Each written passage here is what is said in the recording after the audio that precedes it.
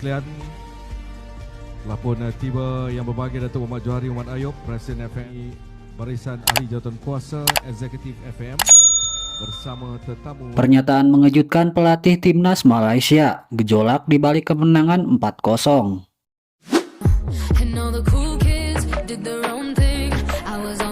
Empat gol ke gawang Vietnam, sebuah kemenangan yang seharusnya menjadi pesta.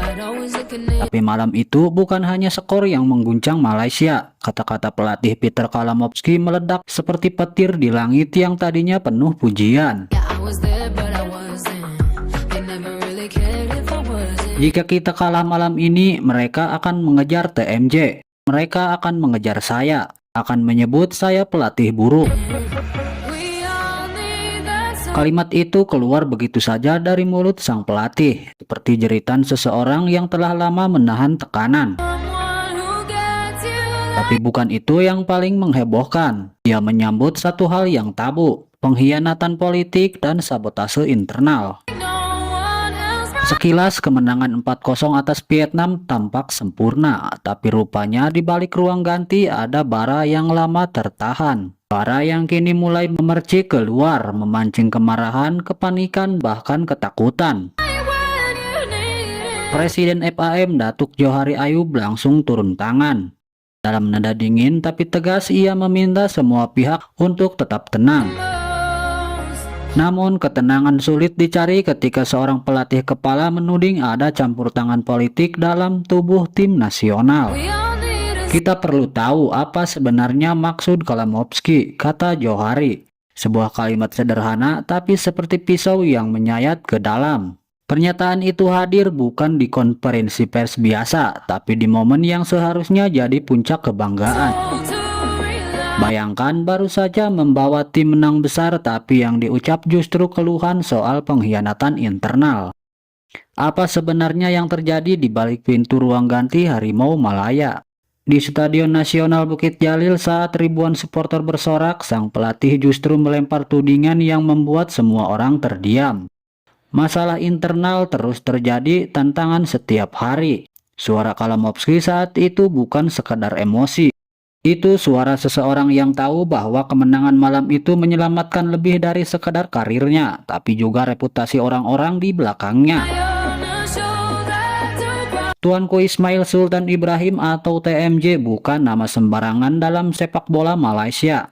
Jika nama sebesar itu disebut sebagai target kecaman, pertanyaannya siapa yang cukup berani untuk menentangnya?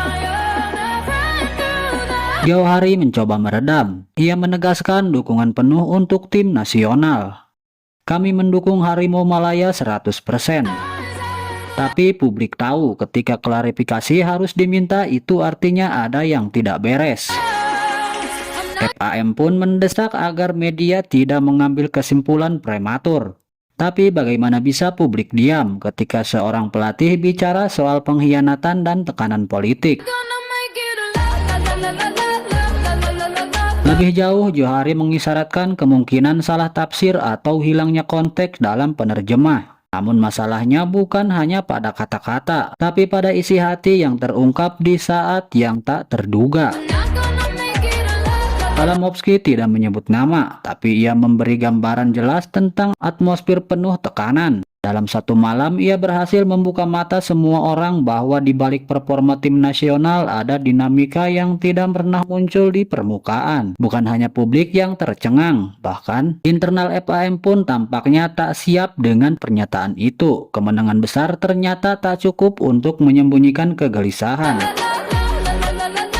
Apakah ini pertanda bahwa ada paksi-paksi di tubuh tim nasional? Apakah Kalamovski sebenarnya sedang memberi sinyal perlawanan terhadap mereka yang selama ini mencoba mencampuri urusan teknis? Johari meminta klarifikasi, tapi yang publik inginkan lebih dari sekadar penjelasan. Mereka ingin tahu siapa yang dimaksud sang pelatih, siapa yang mencoba menjatuhkannya, dan mengapa. Pernyataan itu juga menyinggung soal permainan politik di balik pemilihan pemain.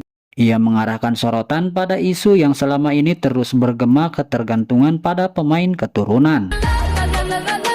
Di saat negara-negara lain membangun kekuatan dari dalam, Malaysia memilih jalur berbeda. Johari pun angkat bicara. Ia menegaskan bahwa semua proses naturalisasi pemain telah sesuai aturan FIFA.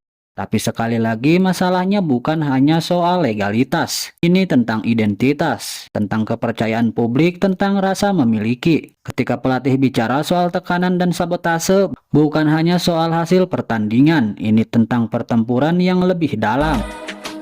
Pertempuran antar pengaruh, kekuasaan, dan ideologi. Di satu sisi, FAM mencoba membangun citra solid dan mendukung penuh proyek Harimau Malaya. Tapi di sisi lain, ucapan sang pelatih justru menunjukkan bahwa ada yang sedang retak dari dalam.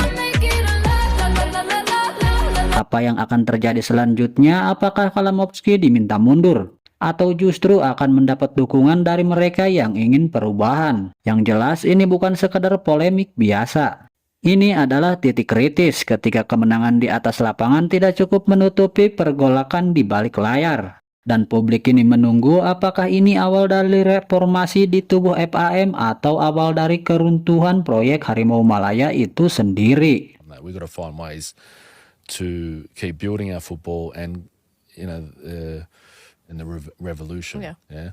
And that's got everybody full of hope, Yes, I guess, in exactly. Malaysia's help build that pathway to get there. Okay. That's what's important to me. Yeah.